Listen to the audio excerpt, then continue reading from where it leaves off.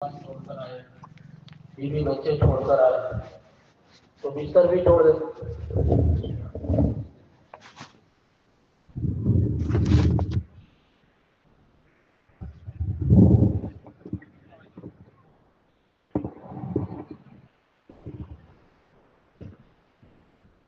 آ جاؤ آ جاؤ،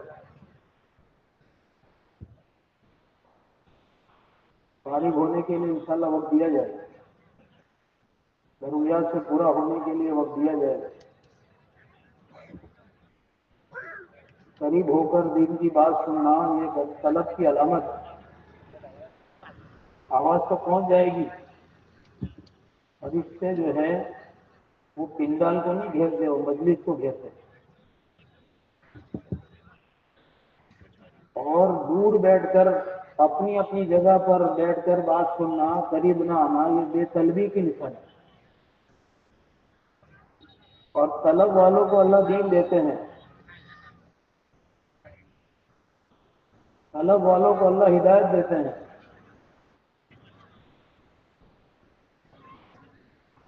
آ جائے بھائی آ جائے.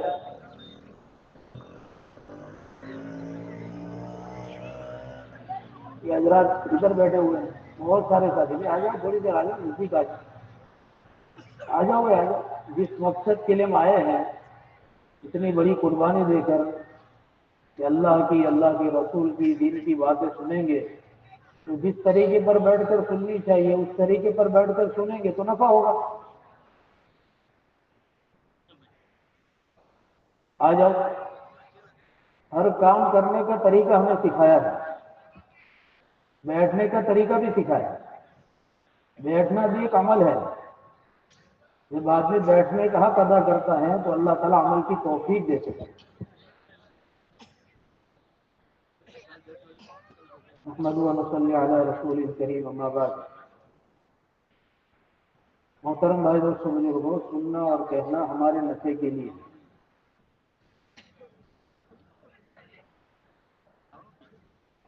اللہ علیہ فرماتے ہیں دین کی بات تو ایسے سننا چاہیے جیسے بیمار آدمی ڈاکٹر کی بات سنتا ہے. بیمار آدمی ڈاکٹر کی بات سنتا ہے، وہ یہ نہیں کہ ڈاکٹر کیسا ہے، بوڑھا ہے، جوان ہے، گورا ہے، کالا ہے. میرے نفع کی بات کر رہا ہے. تو دین کی بات ایسے سنیں جیسے بیمار آدمی ڈاکٹر کی بات سنتا ہے. نہیں، میرے نفع کی بات ہو رہی ہے.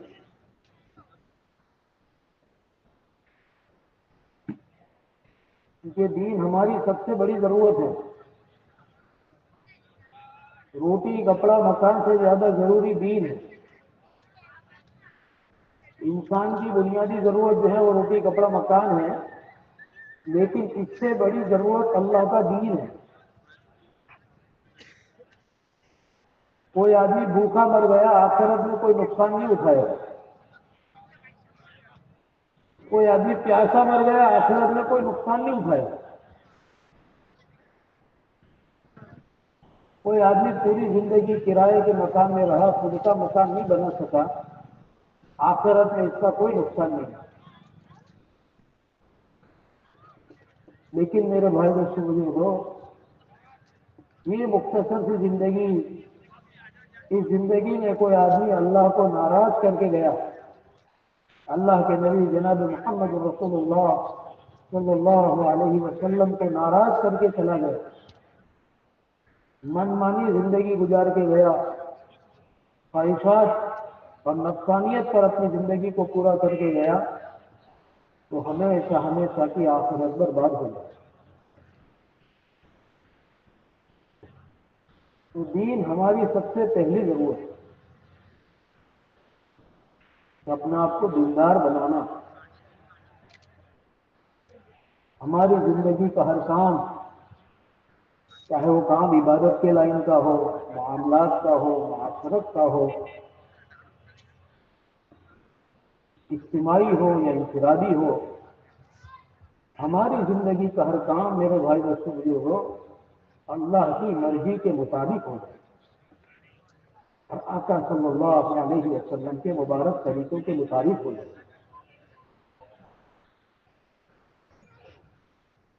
ہمارا دیکھنا، ہمارا چلنا، ہمارا اٹھنا بیٹھنا، کھانا پینا سونا، ہمارا لباس، ہمارا چہرہ، ہماری شادی، ہمارے کاروبار، ہمارا اپنے گھر میں اپنی بیوی کے ساتھ بچوں کے ساتھ رہنا، اپنے رشتہ داروں کے ساتھ رہنا، اپنے پڑوسیوں کے ساتھ رہنا، 24 گھنٹے کی زندگی ہماری سر کے بال سے لے کے پیر کے ناخن تک، اور صبح اٹھنے سے لے کے رات کے سونے تک، پیدائش سے لے کر موت تک کی ہماری زندگی منمانی سے ہٹ کر رب چاہی پر آئی، منمانی۔ اس لیے مسلمان کبھی اپنی مرضی کا مالک نہیں ہوتا ہے۔ آج پوری دنیا میں ایک نعرہ لگا ہے، ایک آواز لگی ہے، مائی لائف مائی رول۔ لوگ اپنے گاڑی کے پیچھے لکھواتے ہیں، مسلمان بھی اسٹیٹس لکھتا ہے، مائی لائف مائی رول۔ حالانکہ اللہ کے نبی جناب محمد رسول اللہ صلی اللہ علیہ وسلم نے تو دنیا کی زندگی کو کیا بتایا؟ اب دنیا سجن المومن و جنت الکافر، یہ دنیا تو مومن کے لیے قید خانہ ہے اور کافر کے لیے جنت ہے۔ ہم آزاد نہیں ہیں، ہم آزاد نہیں ہیں، نہ کھانے میں آزاد ہے، نہ پینے میں آزاد ہے، نہ کمانے میں آزاد ہے، نہ دیکھنے میں آزاد ہے، نہ بولنے میں آزاد ہے، نہ شادی کرنے میں آزاد ہے، کسی کام میں آزاد نہیں ہے، کیلا کھا کے چھلکا ڈالنے میں بھی آزاد نہیں ہے، تھوکنے میں بھی آزاد نہیں ہے، استنجا کرنے میں بھی آزاد نہیں ہے۔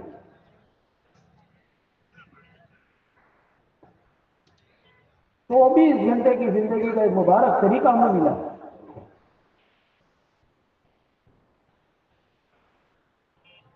ایسا راستہ ہمیں ملا ہے میرے بھائی دوستوں بزرگوں، جو راستہ سیدھا جنت تک پہنچتا ہے،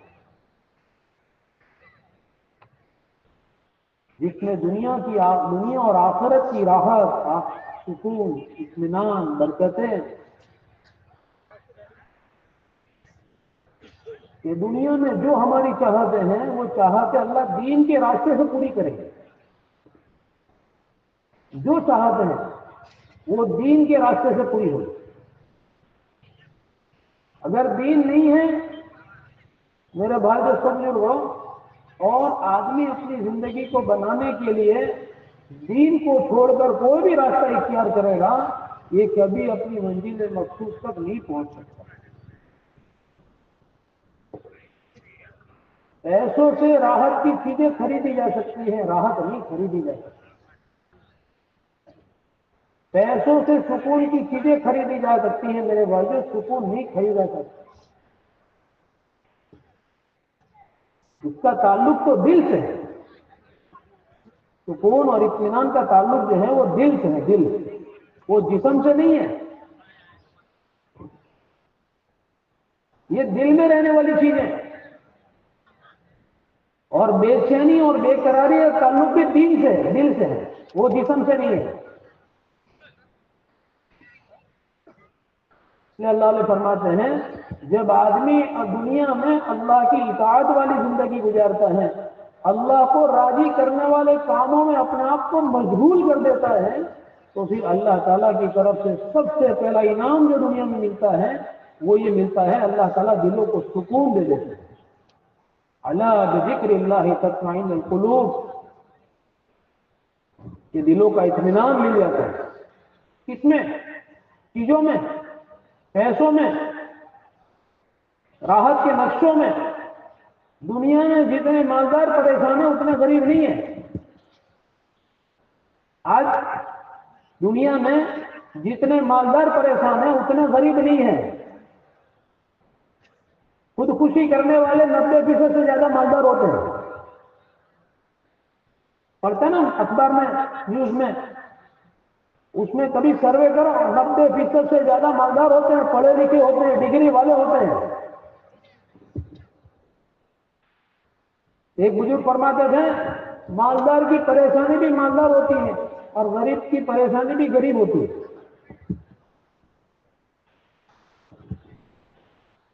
تو سکون کا تعلق دل سے ہے میرے بھائی، کچھ نہیں ہے لیکن سکون ہے۔ اطمینان ہے، بہت بڑی نعمت ہے، بہت بڑی نعمت ہے میرے بھائی. اور اس کا تعلق اطاعت والی زندگی سے ہے کہ زندگی منمانی سے ہٹے اور رب چاہی پر زندگی ہے. منمانی سے ہٹے، زندگی میں منمانی رہ جائے کہ میری کوئی چاہت نہیں، میری کوئی پسند نہیں، میری کوئی چوائس نہیں. جو اللہ کی چاہت وہ میری چاہت، جو میرے نبی کی چاہت وہ میری چاہت. یہ مسلمان کی زندگی کا مقصد ہے کہ جو اللہ کو پسند ہے وہ مجھے پسند ہے، جو میرے نبی کو پسند ہے وہ مجھے پسند ہے. جو اللہ کو پسند نہیں وہ مجھے بھی پسند نہیں، چاہے کتنا بھی اچھا ہو، کتنا بھی دل لبھانے والا ہو، کتنی بھی لذت والی چیز ہو، مزے والی چیز ہو، لیکن اللہ کو پسند نہیں ہے تو مجھے بھی پسند نہیں. جو میرے نبی کو پسند نہیں وہ مجھے پسند ہے. یہ مسلمان کی زندگی کا مقصد ہے. یہ حدیث شریف کا مفہوم خلاصہ ہے کہ آدمی کامل مومن اس وقت تک نہیں ہو سکتا ہے جب تک اس کے دل کی خواہش اس دین کے تابع نہ ہو جائیں جو دین جناب محمد رسول اللہ صلی اللہ علیہ وسلم لے کر آئے. وہاں تک آدمی کامل، یہ حدیث جو ہے نا یہ ہمارے ایمان کا تھرمومیٹر ہے. ہم کتنے دیندار ہیں نا اس کو اگر ناپنا ہو تو یہ حدیث ہے کہ آدمی کامل مومن اس وقت تک نہیں ہو سکتا ہے، پورا مسلمان، جب تک اس کی خواہش دین کے تابع نہ ہو جائے. ہم سب سوچ رہے ہیں ہماری خواہش کیسی ہے، ہمارے جذبے کیسے ہیں، ہمارے شوق کیسے ہیں. اگر ہمارے شوق، ہمارے جذبے، ہماری خواہشیں دین کے مطابق ہیں تو بہت اچھی بات ہے. اور اگر ہمارے شوق اور ہماری خواہش، ہماری چوائس اور ہماری پسند اگر دین کے مطابق نہیں ہے میرے بھائیوں تو ہم سب کو ڈرنے کی ضرورت ہے. ہم سب کو ڈرنے کی ضرورت ہے.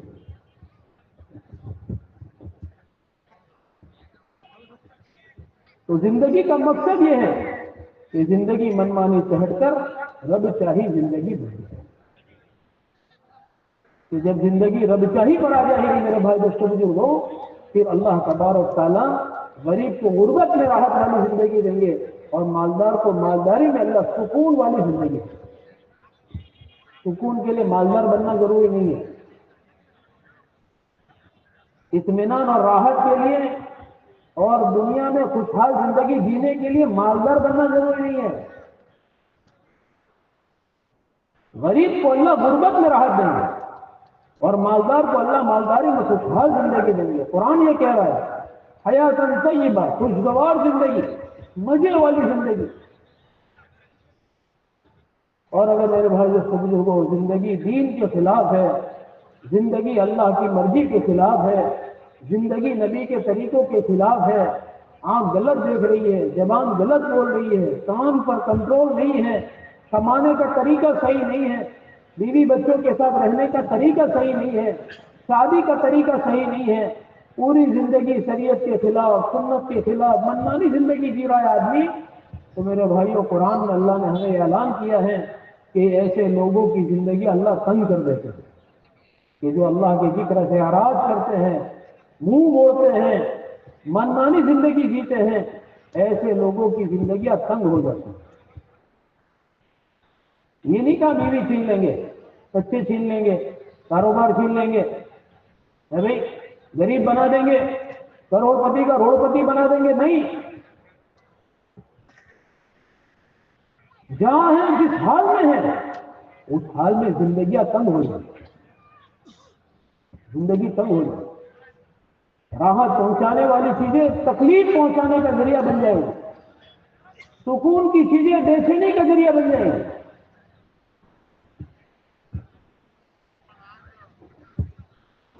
اس لیے میرے بھائی بزرگوں اپنے آپ کو دیندار بنانا یہ ہماری پہلی ضرورت ہے. اپنے آپ کو دیندار بنانا. اور دیندار آدمی کب بنے گا؟ اس کے لیے کوئی گولی نہیں ملتی ہے بازار میں کہ گولی پینے نکلے اور دیندار بن جائے بھائی، کوئی انجیکشن ایسا نہیں بازار میں نکلا ہے، کوئی مشین ایسی نہیں نکلی ہے کہ یہاں سے ڈالو وہاں سے دیندار بن کے نکل جائے. نہیں میرے بھائی دوستوں بزرگوں، اس کے لیے دل کا رخ صحیح ہو جائے. آج دل کا رخ بگڑا ہوا ہے. سارا انبیاء علیہ الصلوۃ والسلام کی محنت جو ہے وہ انسانوں کے دلوں پر ہے کہ جب دلوں کا رخ صحیح ہو جائے گا تو زندگی کا رخ صحیح ہو جائے گا. اور اگر دل کا رخ صحیح نہیں ہوا تو موت تک زندگی صحیح رخ پر نہیں ہے. کیونکہ جسم کا سردار جو ہے انسان کا دل ہے. یہ ہماری 5 فٹ کی باڈی، 6 فٹ کی باڈی کا جو سردار ہے وہ ہمارا دل ہے. دل، آنکھ دل کے تابع ہیں، زبان دل کے تابع ہیں، کان دل کے تابع ہیں، ہاتھ پیر دل کے تابع ہیں، دل و دماغ دل کے تابع ہیں. کہ ہمارے پورے جسم کا سردار میرے بھائیوں دل ہے.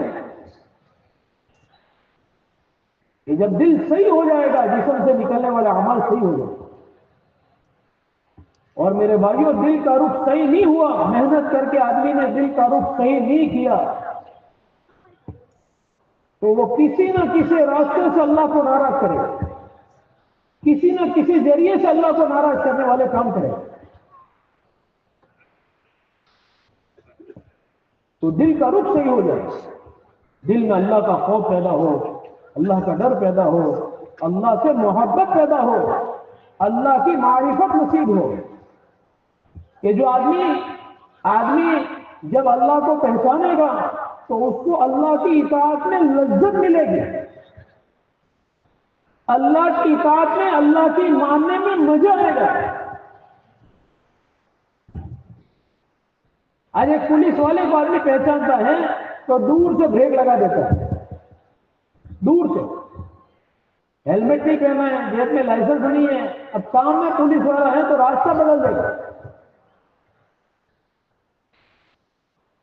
آج میرے بھائیوں اللہ کو نہیں پہچانا، اللہ کی معرفت ہمیں نصیب نہیں ہوئی، اللہ کی پہچان نصیب نہیں ہوئی ہے تو آج ہماری آنکھوں پر کوئی بریک نہیں ہے،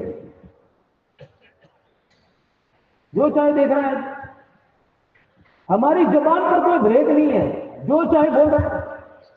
حالانکہ اس کو خبر ہے کہ دیکھنا حرام ہے، جو میں دیکھ رہا ہوں اس کو خبر ہے، سب جانتا ہے کہ جو میں دیکھ رہا ہوں حرام ہے، لیکن پھر بھی دیکھ رہا ہے. کیوں؟ یہ بولنا حرام ہے، اس کو خبر ہے کہ جو بول رہا ہوں حرام ہے، پھر بھی بول رہا ہوں.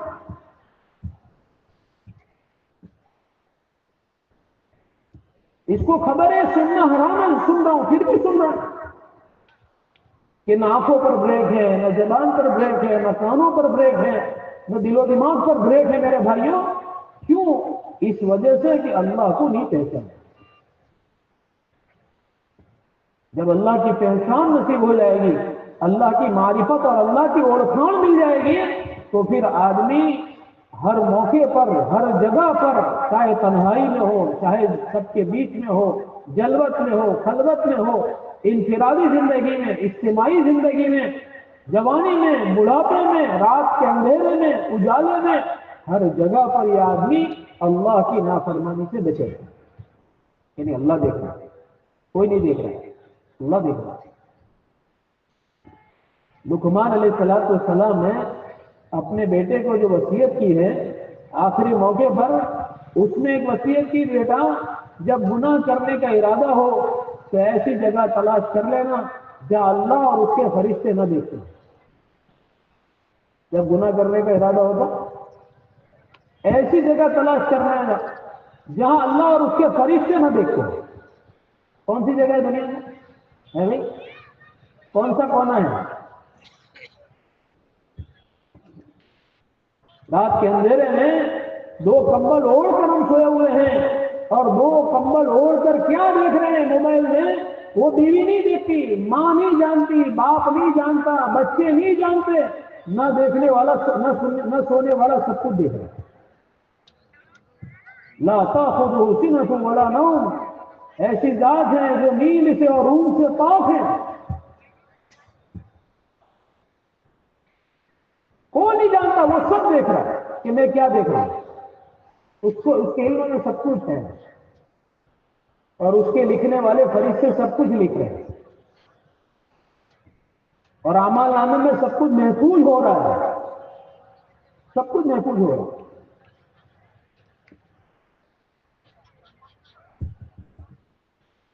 کہ جب دلوں میں یہ بات پیدا ہو جائے گی کہ اللہ دیکھ رہا ہے، اللہ دیکھ رہا ہے، تو میرے بھائی جو سمجھو وہ پھر میرے بھائی جو سمجھو وہ زندگی کا رخ صحیح ہو جائے.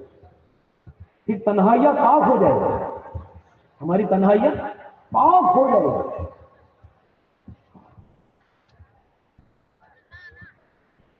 اکثر گناہ تنہائیوں میں کرتا ہے. اور ایک جگہ پر لکھا ہے کتابوں میں کہ تنہائیوں کے گناہوں کی وجہ سے بعض مرتبہ آدمی ایمان سے محروم ہو جاتا ہے. اللہ ہم سب کی حفاظت کرے.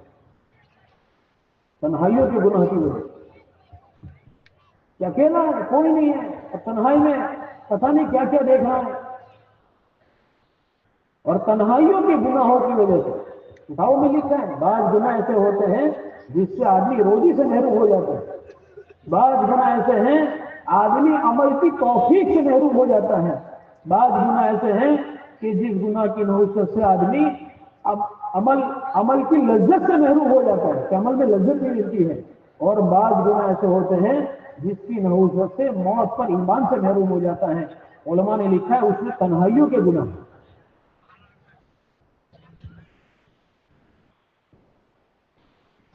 ایک اللہ والے کے پاس بیٹھے تھے، انہوں نے کہا دنیا بھر میں جتنی روزی کی تنگی ہے یہ تنہائیوں میں حرام کاموں میں مبتلا ہونے کی وجہ سے. کہ تنہائیاں ہماری کب پاک ہوگی میرے بھائیوں؟ جب دلوں میں اللہ کا ڈر پیدا ہو، اللہ کا استحضار پیدا ہو، اللہ کا دھیان پیدا ہو کہ میرا رب مجھے دیکھ رہا ہے. پوری دنیا سو رہی ہے، پوری دنیا سو رہی ہے، رات کا اندھیرا ہے، کوئی نہیں دیکھ رہا ہے، لیکن وہ سب کچھ دیکھ رہا ہے. یہ بات دلوں میں پیدا ہو جائے. اللہ کا دھیان بہت بڑی نعمت ہے، جس کو اللہ نصیب کر دے بڑا خوش نصیب آدمی ہے، بڑا سعادت مند ہے جس کو اللہ کا دھیان نصیب ہو جائے، دھیان والی زندگی مل جائے. بڑا خوش نصیب آدمی ہے، مانگنا چاہیے اللہ سے. اس دھیان کو پیدا کرنے کے لیے میرے بھائی دوستو بزرگوں اللہ کا ذکر ہے. ذکر کے ذریعے سے دلوں کی گندگی، دل گندگی سے پاک ہوتا ہے. حدیث میں جس کا مفہوم خلاصہ یہ ہے دل کی مثال ایک آئینے جیسی ہے. آئینہ جیسا جتنا صاف ہوتا ہے اتنا چہرہ صاف نظر آتا ہے، آئینہ جتنا میلا ہوتا ہے اتنا چہرہ میلا نظر آتا ہے. دل کی مثال ایک آئینے جیسی ہے. یہ دل جتنا صاف ہوگا اس دل کو اتنی اللہ کی معرفت نصیب ہوگی، اللہ کی پہچان نصیب ہوگی.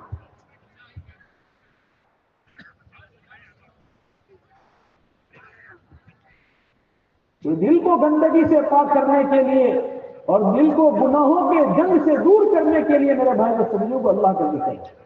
حدیث شریف کا خلاصہ ہے جب بندہ گناہ کرتا ہے تو ایک کالا نقطہ دل پر لگ جاتا ہے، جب دوسرا گناہ کرتا ہے تو دوسرا لگ جاتا ہے، جب گناہ پر گناہ کرتے جاتا ہے توبہ نہیں کرتا تو دل دھیرے دھیرے کالا ہو جاتا ہے. پھر اس دل پر خیر کی بات اثر نہیں کرتی ہے، اس دل پر خیر کی بات اثر نہیں کرتی ہے. یہ دل کالا ہو گیا. کہ دل کی صفائی کے لیے اللہ کا ذکر ہے کہ دل صاف ہو جائے. اور غافل آدمی جو ہوتا ہے نا، غافل کتابوں میں لکھتا ہے شیطان کا حملہ اور شیطان کے جادو اس بندے پر چلتے ہیں جو غافل ہوتا ہے اللہ کے ذکر. یہ شیطان کے حملے کا شکار ہو جاتا ہے غافل آدمی.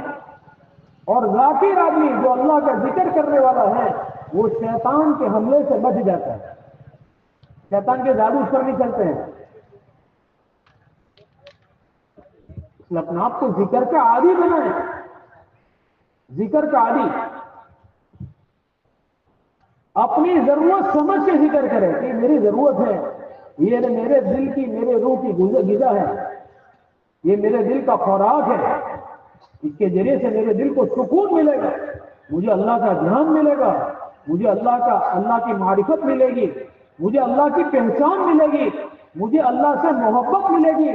اس ذکر کے ذریعے سے میرے دل کی گندگی دور ہوگی اور دل میرا صاف ہوگا۔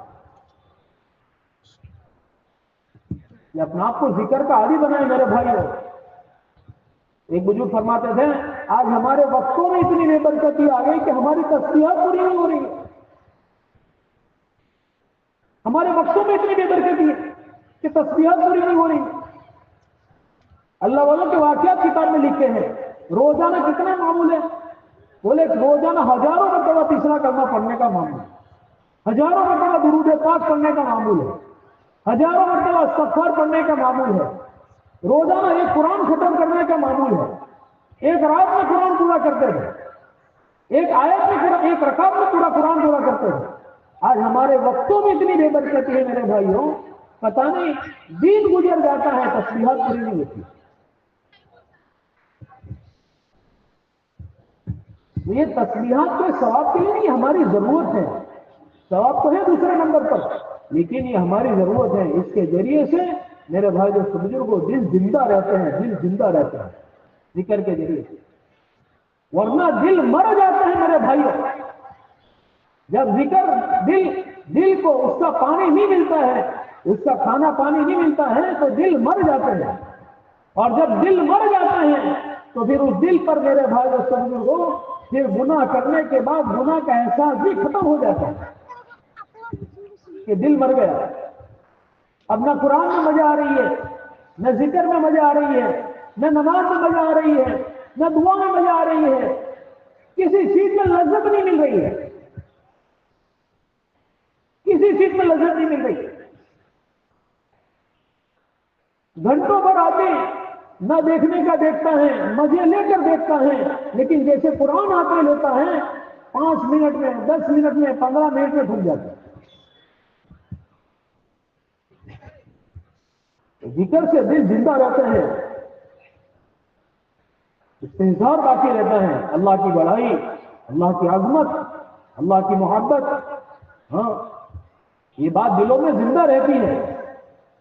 اور جب ذکر نہیں ہوتا ہے میرے بھائی دوستوں بزرگوں تو دل اندر سے ویران ہو جاتا ہے، جیسے گھر ویران ہو جاتا ہے، گھر ویران ہو جاتا ہے، گھر کی صفائی نہیں ہوتی ہے تو گھر ویران ہو جاتے ہیں۔ ایسے میرے بھائی دوستوں بزرگوں دل کی صفائی نہیں ہوتی ہے ذکر کے ذریعے سے تو دل بھی ویران ہو جاتا ہے۔ اس کے لیے اپنے آپ کو اس کا عادی بنائیں، اللہ کا ذکر اللہ کے دھیان کے ساتھ کریں، اللہ کے دھیان کے ساتھ اللہ کا نام آئے میرے بھائیوں مجھے پانی آ جانا چاہیے کہ میں کس کا نام لے رہا ہوں، جو میرا خالق ہے، جو میرا مالک ہے، جو میرا رب ہے، جو میری ضرورت کو پوری کرنے والا ہے، جو مجھ سے میری ماں سے زیادہ محبت کرتا ہے، جو مجھ سے میرے باپ سے زیادہ محبت کرتا ہے، اس خالق کا میں نام لے رہا ہوں تو اللہ کا نام آئے تو مجھے پانی آ جانا چاہیے۔ محبت کے ساتھ آپ نے اللہ کا نام لیا، سبحان اللہ، اللہ عیب سے پاک ہے، دنیا کی ساری چیزوں میں عیب ہے، بے عیب اللہ کی ذات ہے، بے عیب ہے اللہ کی ذات، سبحان اللہ، الحمدللہ۔ دنیا میں کوئی تعریف کے لائق نہیں، کوئی تعریف کے لائق نہیں ہے، تعریف کے لائق صرف اللہ کی ذات۔ اللہ اکبر، کہ دنیا میں کوئی بڑا نہیں ہے، سب سے بڑی ذات اللہ کی ذات ہے، لا الہ الا اللہ، کہ کوئی سر جھکانے کے لائق نہیں، کوئی پرستش کی عبادت کے لائق نہیں، عبادت کے لائق، سر جھکانے کے لائق ایک اللہ کی ذات، اللہ کے دھیان کے ساتھ اللہ کا ذکر، غفلت کے ساتھ نہ ہو۔ ذکر کے ذریعے سے میرے بھائی جب اللہ کے دھیان کے ساتھ اللہ کا ذکر کریں گے تو پھر اللہ کا دھیان نصیب ہوگا۔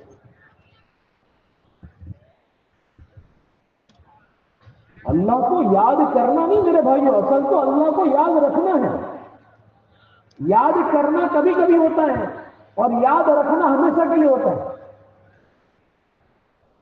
ذکر کا مقصد یہ ہے کہ ہم اللہ کو یاد رکھنے والے بن جائیں.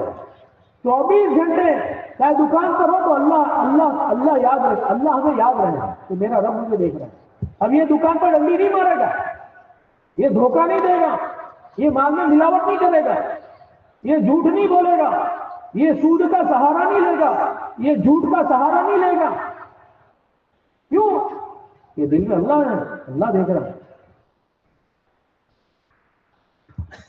ہر موقع پر, ہر جگہ پر جب اللہ کو یاد رکھنے کی صفت پیدا ہو جائے گی تو میرے بھائی دوستوں بزرگوں, زندگیاں گناہوں سے پاک ہو جائیں گی, زندگیاں گناہوں سے پاک ہو جائیں گی.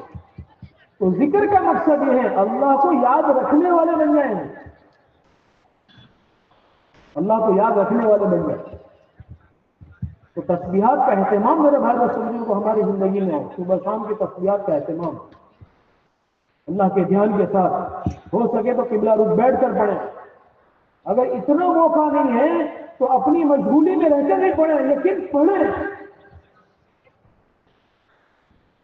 یہ بہت افسوس کی بات ہے میرے بھائیوں کہ زبان پر پتہ نہیں دنیا بھر کی باتیں ہیں, اللہ کا نام زبان پر نہیں. ہمارا ایک ساتھی ہے 8 سال پہلے چلا لگا کر آئے. ابھی کچھ دن پہلے اس کی ملاقات میں گئے اثر کے بعد, تو وہاں کے ساتھی نے کہا کہ وہ آدمی اثر کے بعد فوراً نہیں ملے گا. میں نے کہا کیوں نہیں ملے گا؟ بولے اثر کی نماز کے بعد وہ آدمی 25 منٹ مسجد میں بیٹھ کر تسبیحات پوری کرتا ہے, اس کے بعد اپنی جگہ سے کھڑا ہو. زندگی میں 3 چیزیں لگے ہیں. بولے 8 سال سے اس کی پابندی ہے, جب تک یہ اپنی تسبیحات پوری نہیں کرے گا اپنی جگہ سے کھڑا نہیں ہوگا. آج ہم سالوں سے تبلیغ میں لگے ہیں, کوئی 25 سال سے, کوئی 20 سال سے, کوئی 40 سال سے, لیکن میرے بھائی کو سمجھو وہ آج ہماری زندگی میں اس کا اہتمام نہیں.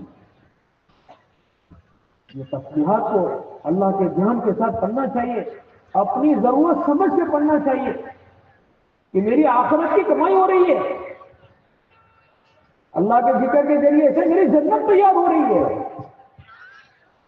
حدیث شریف کا مفہوم خلاصہ ہے کہ جنت میں جانے کے بعد بھی جنتی آدمی کو دنیا کی کسی بات کا افسوس نہیں ہوگا, بھول جائے گا آدمی دنیا.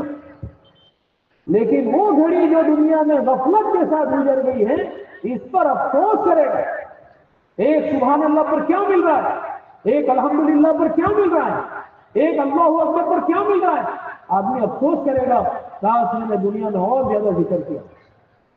حضرت مولانا عمر صاحب ایک واقعہ بیان کرتے تھے کہ جنتی جنت میں آرام کر رہا ہوگا اور اس کے کان میں ایک بہترین میوزک کی آواز پہنچے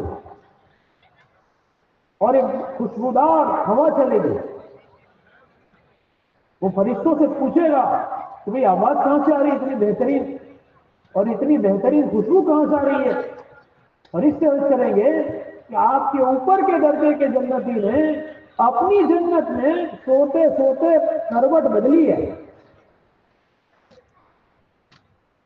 وہ تعجب کرے گا کہ اتنی اعلیٰ درجے کی جنت کون سا اس کے پاس ایسا عمل ہے.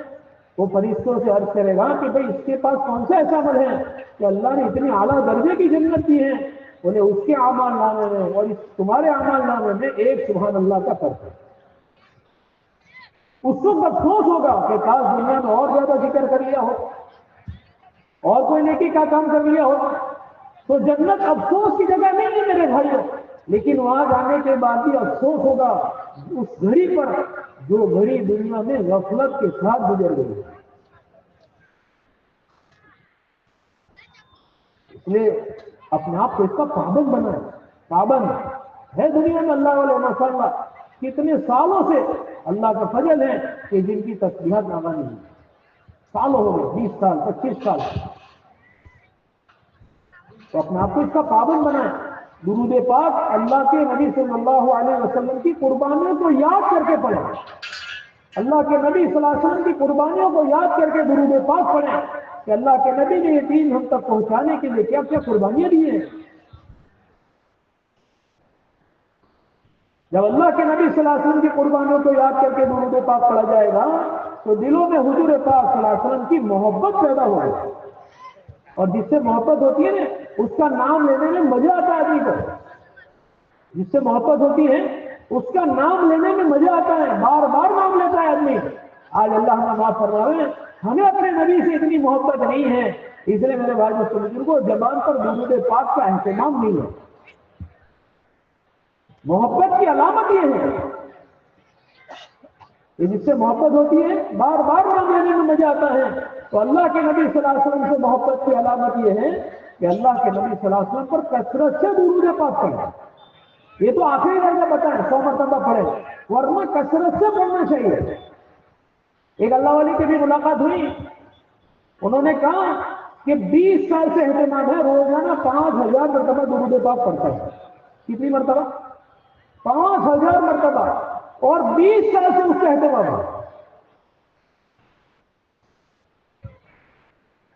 آج ہمارے لیے 200 وقت پڑھنے کے لیے ٹائم نہیں ہے، صبح شام 100 مرتبہ پڑھنے کے لیے وقت نہیں ہے۔ وہ اللہ والے روزانہ 5000 مرتبہ درود پاک پڑھ رہے ہیں اور 20 سال سے پڑھ رہے ہیں۔ درود پاک کا اہتمام ہو، حدیث میں خلاصہ ہے جو آدمی روزانہ 100 مرتبہ درود پاک پڑھے اس کی پیشانی پر 2 باتیں لکھ دی جاتی ہیں، براءۃ من النار و براءۃ من النفاق، کہ یہ آدمی نفاق سے بری ہے اور جہنم سے بری ہے۔ 100 مرتبہ پڑھنے کا یہ فائدہ ہے، 100 مرتبہ۔ تو کثرت سے درود پاک کا اہتمام ہو میرے بھائی، حضور صلی اللہ علیہ وسلم کی قربانیوں کو یاد کر کے پڑھیں، استغفار اپنے گناہوں کو یاد کریں، ندامت کے ساتھ استغفار پڑھیں، دلوں میں ندامت ہو اپنے گناہوں پر، اپنی پچھلی زندگی کو یاد کر کے، اپنی تنہائیاں یاد کر کے، اپنے جو چھوٹے بڑے گناہ ہوئے ہیں اس گناہوں کو یاد کرنے ندامت کے ساتھ استغفار۔ کتابوں میں لکھا ہے ندامت کے ساتھ 2 آنسو بھی نکل جائیں گے، وہ پوری زندگی بھر کے گناہوں کو معاف کرنے کے لیے کافی ہے۔ کتابوں میں لکھا ہے گنہگار تو سارے ہیں لیکن بہترین گنہگار وہ ہیں جو گناہ کرنے کے بعد توبہ کریں۔ توبہ، اس لیے کتاب میں لکھا ہے قیامت کے دن سب سے بڑا خوش قسمت آدمی وہ ہوگا جس کا اعمال نامے میں کثرت سے استغفار ہے۔ یہ بڑا خوش نصیب آدمی ہوگا جس کے اعمال نامے میں کثرت سے استغفار ہے، یہ بڑا خوش نصیب آدمی ہوگا قیامت کے دن۔